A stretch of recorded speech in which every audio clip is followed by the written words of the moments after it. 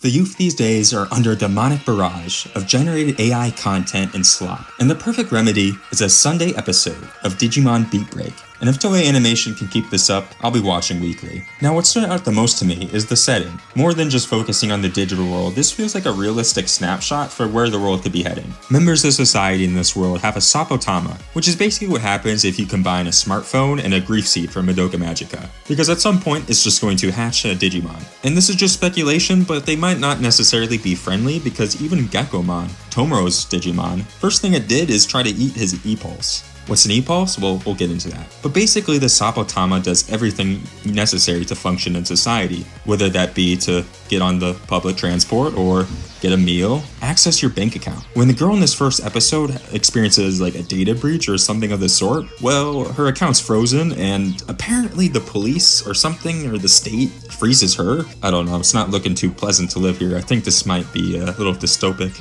The main theme's really solid. It's about listening to your own heartbeat. We're moving into a time where everyone can just defer to AI, whether it be even factually right. In this setting, you have giant egg superstructures. I'm not exactly sure what they are, but they seem to be taking up prime real estate, while the rest of the city's property values are tanking halfway underwater. The elites in society clearly live in them, and they may as well be data centers, taking up massive amounts of land, and maybe even to sap the E-Pulses of all of society. Think about it, the E-Pulse might not be very much different from our own confidential information. These modern AI companies don't really have a good revenue stream, but what they do have access to is massive amounts of our own data that they can eventually sell off to the highest bidder, whether that be scanning your face and selling your facial recognition. So I'm really interested to see what Beatbreak does with this premise. You know, just watching the opening, I really get a feeling that our main group of characters is going to be a radical group of revolutionaries.